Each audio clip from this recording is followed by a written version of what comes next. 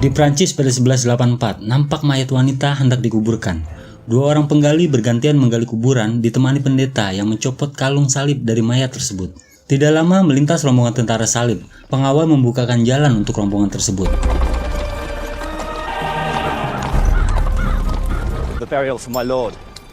How mass. Setelah itu, sang pendeta menyuruh penggali untuk memenggal kepala mayat wanita tersebut sebelum dikuburkan. Karena ia telah mati bunuh diri. Lantas sang pendeta pergi untuk menemui uskup. Sang uskup menyuruh pendeta untuk membebaskan adiknya bernama Balian yang ditahan karena dianggap gila. Saat ini mereka sedang dalam pembangunan biara. Balian adalah satu-satunya pandai besi di sana atau disebut blacksmith. Dalam pikirannya, Balian sang pandai besi sedang melihat istrinya yang hamil menanam pohon di kebun. Dan istrinya ini adalah mayat hamil yang tadi dikuburkan oleh pendeta, kakak tiri Balian. Lantas Balian dibebaskan sesuai perintah uskup.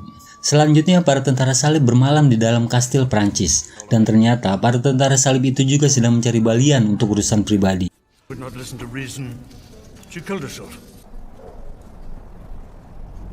Saat fajar tiba, Balian mengunjungi tempat istrinya dimakamkan.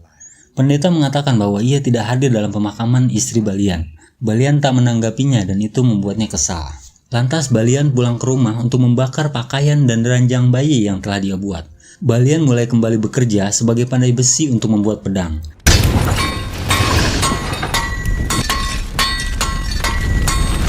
Tidak lama para tentara salib datang dan meminta Balian untuk mengganti ladam kuda dan menyiapkan mereka makanan. Balian menyanggupinya dan mulai bekerja. He has made war machines that cast the largest stones, more alive than dead. Shut up. For whom did you fight? For one lord against another.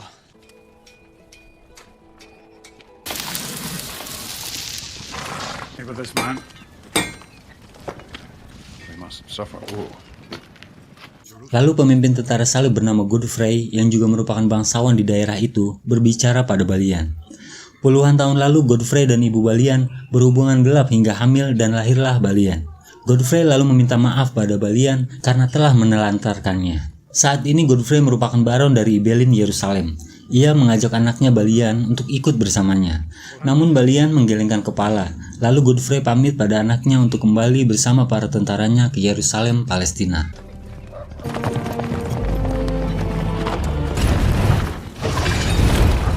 Malam harinya, kakak tiri Balian datang menemuinya dan kembali mengintimidasi Balian. Ia sangat membenci Balian dan menginginkan Balian untuk pergi dari desa tersebut. Balian tak menghiraukannya dan terus bekerja. Pendeta itu mulai membicarakan mendiang istri Balian. Balian melihat kalung istrinya di leher pendeta tersebut dan itu membuatnya murka.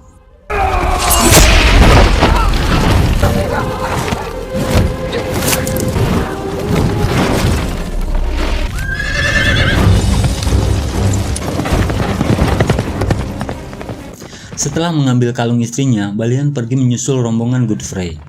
Balian ingin ke Yerusalem agar dosanya diampuni, dan akhirnya Balian bergabung dengan rombongan Godfrey. Is it true that in Jerusalem I can erase my sins? Di tempat peristirahatan, Godfrey mengajak Balian untuk latihan pedang. Get up. Let's see what you're made of. Balian diajari jurus baru bernama La Foste de Falcone atau pertahanan elang. Jurus ini sangat disukai oleh tentara Italia. Blade isn't the only part of a sword. I have your lead. Lalu tidak lama datang keponakan Godfrey bersama 3 orang prajurit. Balian, who killed the priest, his brother. Mereka ditugaskan menangkap Balian karena telah membunuh pendeta. Namun Godfrey tidak mengizinkannya. So am I. Keponakan Godfrey lantas pergi. Namun Godfrey tahu betul mereka memiliki rencana jahat.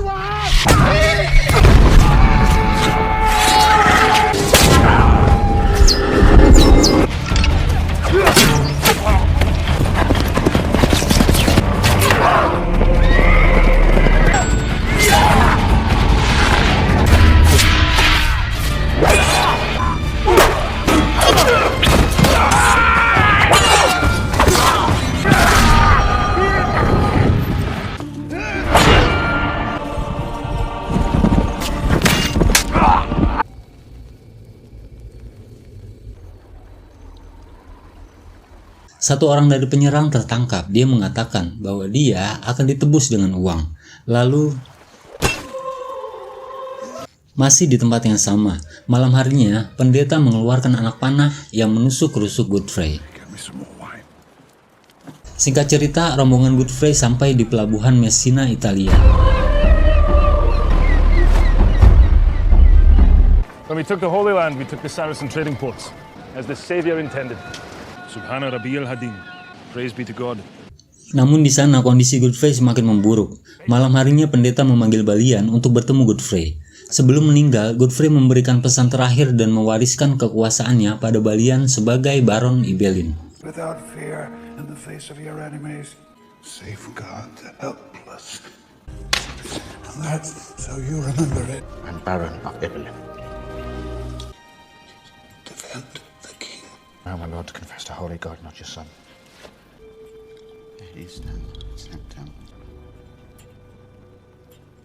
Keesokan harinya, Balian berlayar melewati Laut Mediterania menuju Yerusalem, Palestina. Dalam perjalanan, terjadi badai besar yang mengombang-ambingkan kapal hingga hancur.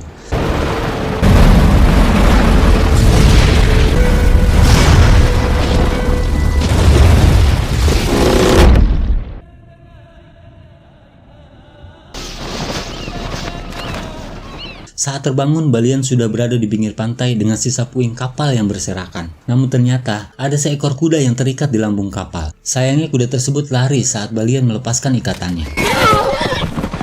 Dengan terpaksa, Balian harus berjalan kaki melewati padang pasir. Namun akhirnya, Balian berhasil menangkap kuda tersebut di sumber air. Tidak lama datang dua orang Arab yang mengaku memiliki kuda tersebut. Salah seorang di antaranya meminta Balian untuk menyerahkan kuda itu. Balian menolak dan akhirnya mereka bertarung. Fight me fairly! ولما؟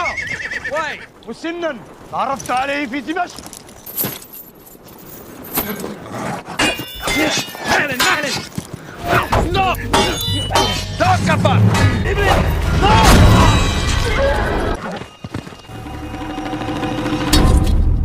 Balian berhasil membunuh lawan tandingnya, namun Balian tak membunuh satu orang lainnya yang mengaku sebagai budak. Balian meminta budak itu untuk mengantarkannya ke Yerusalem. Setelah perjalanan panjang, akhirnya mereka sampai di kota Yerusalem.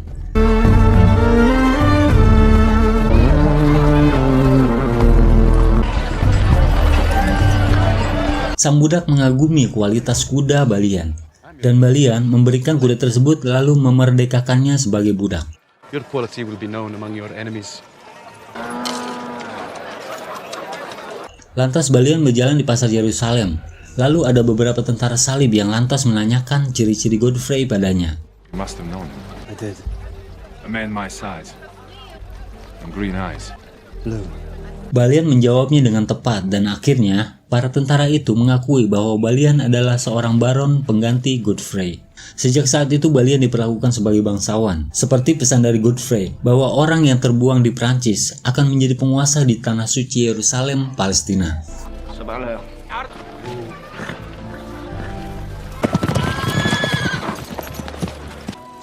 Give me some water. Tell him that Sibylla called. Selanjutnya Balian kembali bertemu pendeta yang namanya tidak disebutkan dalam film ini. Balian diberi baju zirah tentara salib lalu diajak berkeliling kota. Di pusat kota ada dua ksatria Templar yang dihukum gantung karena membunuh orang Arab. Ini dilakukan untuk menjaga perdamaian antara Muslimin dan Kristiani. They killed Arabs. Ternyata dalam dibalik itu semua adalah Reynald de Chatillon. Tiberias, satu-satunya tokoh fiksi dalam film ini, memperingatkan Reynald bahwa ia akan kehilangan kekuasaannya. Tidak lama Balian menemui Tiberias. Tiberias menceritakan bahwa raja selalu berusaha menjaga perdamaian dengan kaum muslimin. Dan hal itu selalu diusik oleh kesatria Templar yang fanatik dan haus darah. Reach the peace. Men in Damascus alone, newly from Europe, like some would make a better world. Selanjutnya Balian diajak makan malam dengan Sibylla dan suaminya Guy de Lusignan yang lantas merendahkan Balian lalu pergi. I'm finicky about the company. Wife does not lament at my absence. Yuberik Arabul Quds. I spoke without knowing who you were. I knew who you were. Do you fear being with me? A woman in my place has two faces. Selesai makan, Sibylla mengantar Balian ke ruangan Raja Balduin IV. Raja Balduin IV merupakan penguasa Yerusalem yang juga merupakan kakak kandung Sibylla.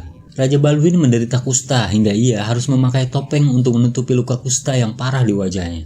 Sang raja menugaskan Balian untuk merawat rumah ayahnya di Ibelin dan melindungi orang-orang yang tinggal di sana. You will go to your father's house at Ibelin, particularly the Jews and the Muslims. Dalam perjalanan keluar, Balian menjatuhkan mainan kuda milik anak Sibylla. Anak ini hasil pernikahan Sibylla dari suami pertamanya.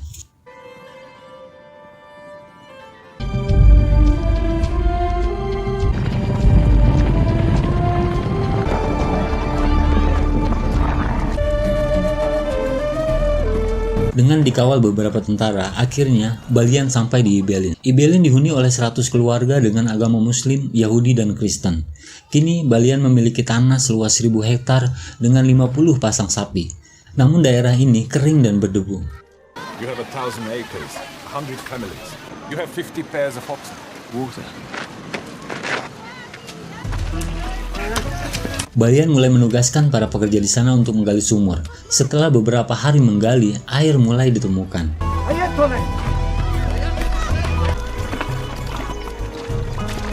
Mereka membuat saluran dari batang pohon kurma untuk mengalirkan air ke ladang pertanian.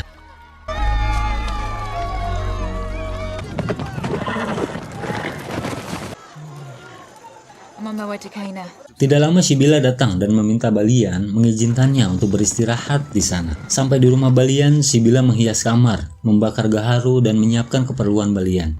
Sepulangnya Balian dari ladang, Sibylla mulai melancarkan godaannya pada Balian. This isn't adultery. It's washing. The commandments are not for people like us.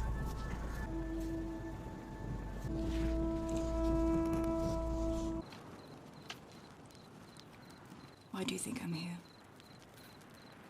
I know that Ibelin is not on the way to Cana. Dan malam harinya, kalian pasti bisa menduga apa yang selanjutnya terjadi.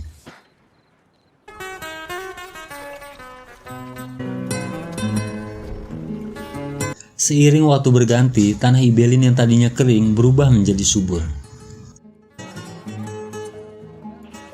Di sisi lain, Guy dan Reynald beserta ksatria Templar memulai pengacauan. Dengan dalih atas kehendak Tuhan, mereka membantai rombongan kaum muslim yang melintas di padang pasir.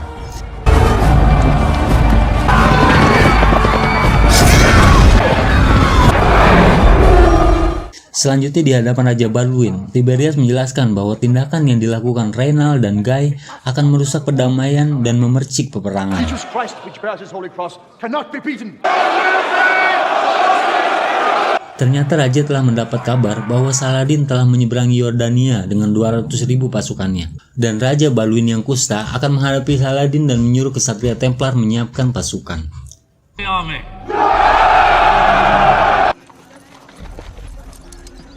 Sementara Sibylla berpamitan pada Balian untuk menuju Kerak. Para penduduk sekitar Kerak panik dan mulai memasuki benteng Kerak milik Reynald untuk berlindung dari pasukan Saladin. Saracen cavalry. They're coming to close Reynald in.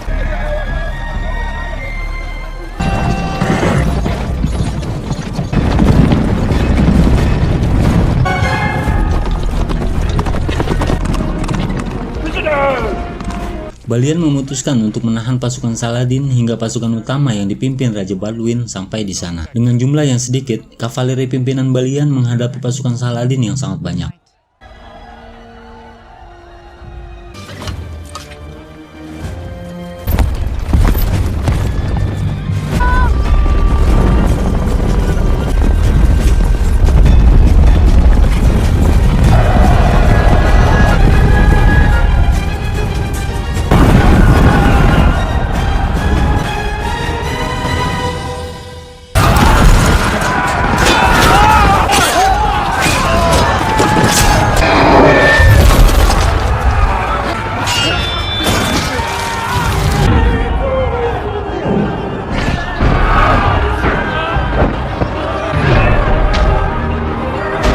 Dan tentu saja mereka dikalahkan dengan mudah.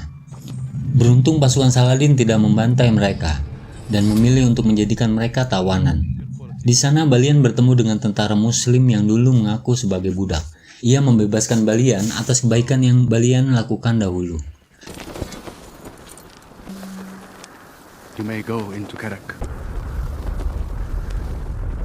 Tidak lama, pawai ratusan ribu kesatria Templar yang dipimpin Raja Baldwin mulai terlihat dengan palang salib yang sangat besar.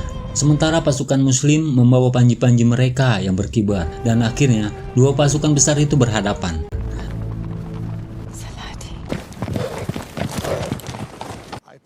Lalu Raja Baldwin dan Saladin bertemu. Raja Baldwin berjanji akan menghukum Reynald atas kejahatannya, dan demi kedamaian, akhirnya Saladin dan Raja Baldwin sepakat untuk berdamai. Saladin menunjukkan kebaikannya dengan mengirim tabib untuk mengobati Raja Baldwin. Lalu mereka berdua menarik mundur pasukan masing-masing. Raja Baldwin memasuki kastil Kerak untuk menemui Reynald, lalu menahannya.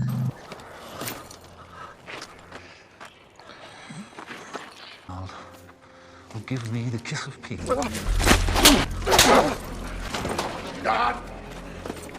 Renaud de Chatillon, you are arrested. I need you for Jerusalem.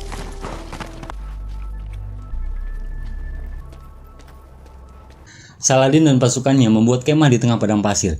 Keputusan perdamaian tersebut tidak sepenuhnya diterima oleh pasukan muslim. Namun pendiri dinasti Ayyubiyah yang cerdas dan berpengalaman tersebut mempunyai perhitungan yang matang dengan setiap tindakan yang ia lakukan. You promised to return Jerusalem. Guy de Lusignan yang juga menjadi otak pelaku kerusuhan masih melenggang bebas dengan prajurit setianya. Di dalam penjara, Reynald mulai menunjukkan kegilaan. Dan seperti yang diucapkan Saladin, ia mengirim tabibnya untuk mengobati Raja Baldwin. Go and prepare your people for the coronet. Not to you. Di sisi lain, Guy de Lusignan mengancam istrinya Sibylla untuk membuat kesepakatan jika tak mau ada pemberontakan. Raja Baldwin sendiri sadar betul Guy akan merusak perdamaian bila ia berkuasa. Lalu Raja Baldwin meminta Balian untuk menikahi adiknya Sibylla yang masih berstatus istri Guy de Lusignan.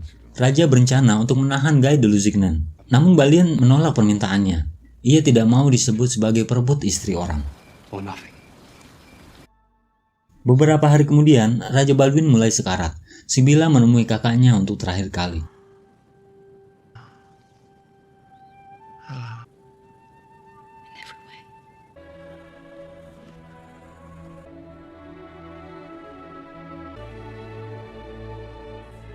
Sementara calon pengganti raja yaitu anak Sibylla ternyata juga mengidap penyakit kusta seperti Raja Baldwin. Dan akhirnya Guy dan Sibylla membuat kesepakatan.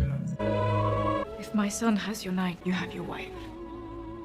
Beberapa hari selanjutnya, Raja Baldwin meninggal. Sibylla penasaran dengan wajah kakaknya yang selalu memakai topeng. Tampak wajah Raja Baldwin seperti berikut. Selanjutnya, putra Sibylla yang masih kecil diangkat sebagai Raja Yerusalem.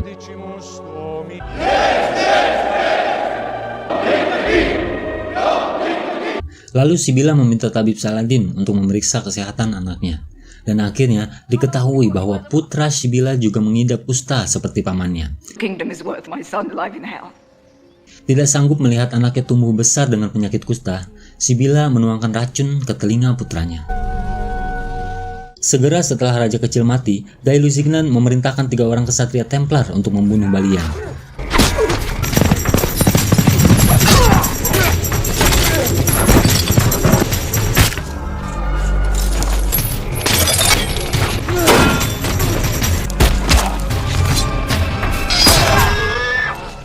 Beberapa hari berikutnya, Guy de Lusignan resmi diangkat sebagai Raja Yerusalem. Long live the king! Lantas Guy membebaskan Reynald untuk memulai kekacauan. Yes. That is what I do. Reynald memulainya dengan membunuh dan membakar perkemahan kaum muslimin. Bahkan Reynald berani membunuh adik perempuan Saladin. Salahuddin Pahi. Mengutuk kejadian tersebut, Saladin mengirim utusan menemui Guy de Lusignan untuk meminta jasad adiknya dan menyerahkan kepala pelaku pembunuhan. Namun Guy malah membunuh dan mengirim kepala utusan tersebut kembali ke Damaskus.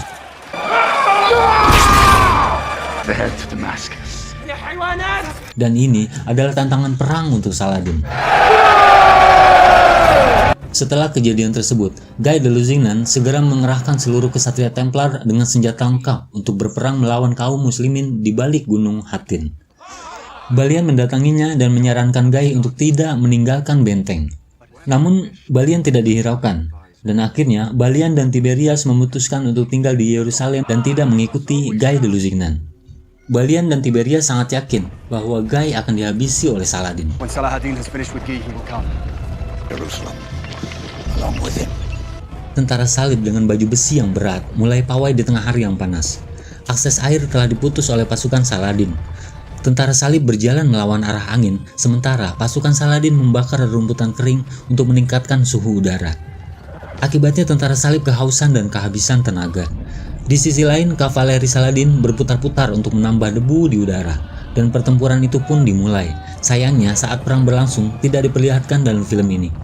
Adegan disingkat dengan menampilkan ratusan ribu mayat tentara salib yang bergeletakan. Namun Saladin masih menyisakan Guy Lusignan dan Reynald de Chatillon.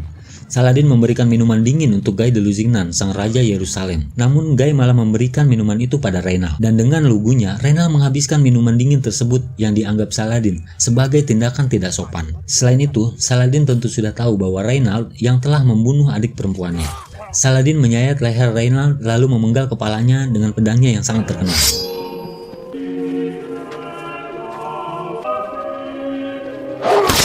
Pedang Damaskus milik Saladin secara ilmu metalurgi dianggap sebagai pedang terkuat dan tertajam di dunia. Bahkan ilmuwan modern mencoba menciptakan duplikatnya dengan kualitas yang sama namun gagal. Beberapa hari kemudian, Balian dan Tiberias mendatangi lokasi pertempuran. Tampak burung nazar tengah berpesta di sana. Disaksikan kepala Reynald de Chatillon yang ditancapkan di atas tombak.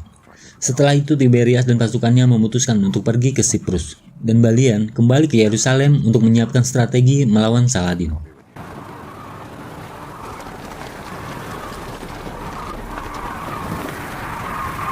Balian mengukur jarak tembak manjanik atau ketapel raksasa dari benteng.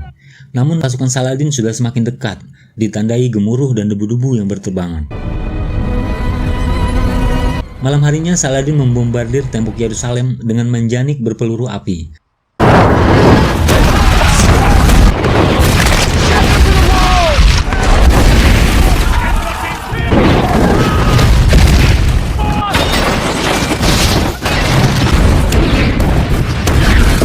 Saking banyaknya peluru api tersebut, terlihat seperti komet dari langit. Senjata manjanik ini mampu melontarkan batu seberat 150 kg dengan cepat dari jarak 500 meter.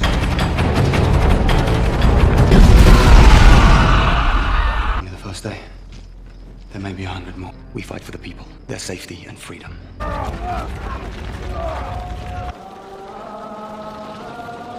Esok harinya pasukan Saladin melaksanakan sholat berjamaah sebelum pertempuran. Mereka mengeluarkan Raja Yerusalem dengan tangan terikat di atas keledai. Pasukan Saladin membawa menara kayu untuk menaiki benteng Yerusalem. Ketika pasukan Muslim berjarak 400 meter, Balian mulai melontarkan manjanik.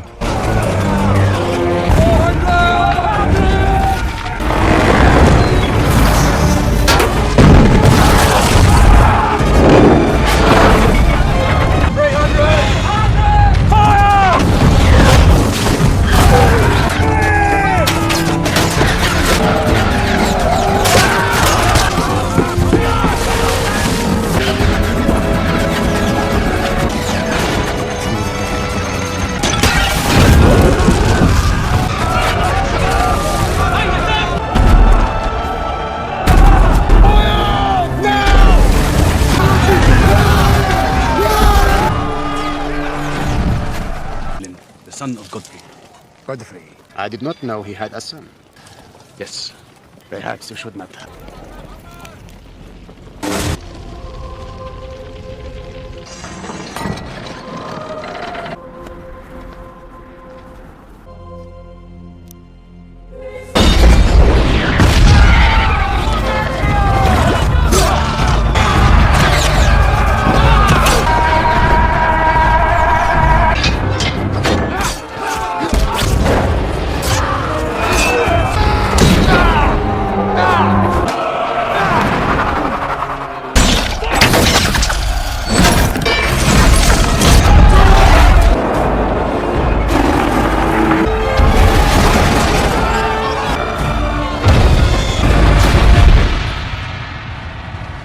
Dalam penyerangan siang hari itu, Saladin belum mampu menembus benteng Yerusalem. Malam harinya para korban pasukan Saladin dikuburkan dengan massal.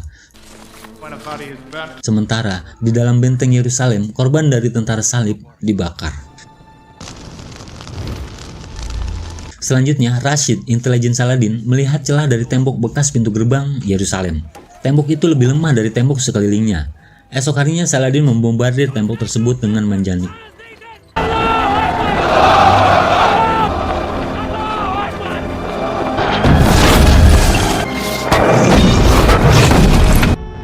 We can break this army here.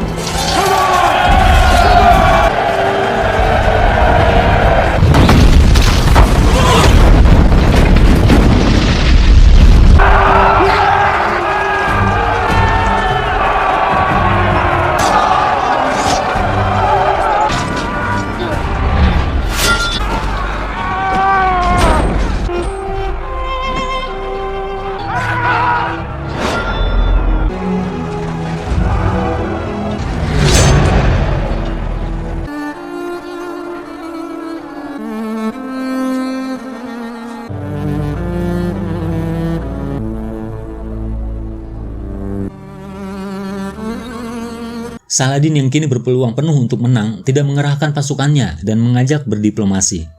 Balian yang saat itu sudah pasrah akhirnya berdiri dan menemui Saladin.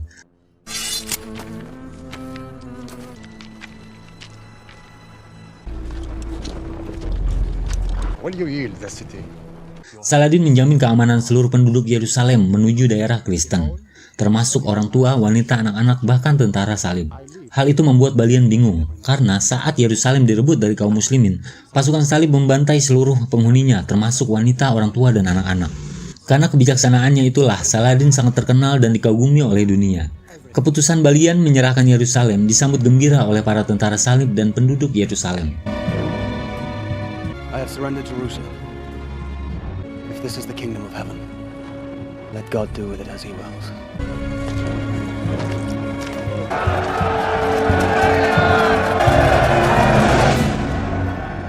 Your brother's kingdom was here. Decide not to be a queen, and I will come to you. Namun Guy Lusignan yang telah dibebaskan malah mengajak Balian untuk berduel, dan mau tidak mau Balian harus melayaninya. Balian mempraktekkan dengan baik jurus yang diajarkan ayahnya.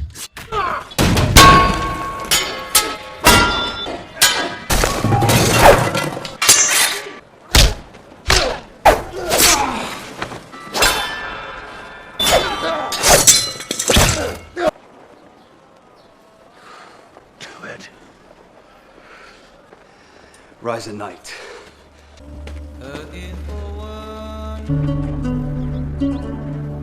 Sementara Saladin memasuki masjid yang sebelumnya adalah gereja. Setelah membersihkan tempat tersebut, Saladin sujud syukur di dalamnya.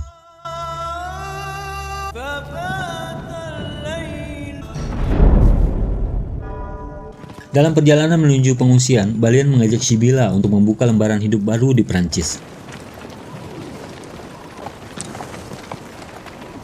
A queen never walks.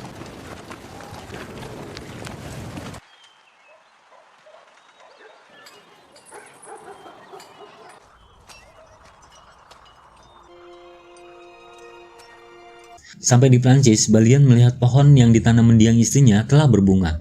Tidak lama rombongan tentara salib lainnya datang mencari Balian dan menanyakan jalan menuju Yerusalem. Rombongan itu dipimpin Raja Arthur dari Inggris. Balian sudah tidak punya niat sedikit pun untuk kembali ke Yerusalem.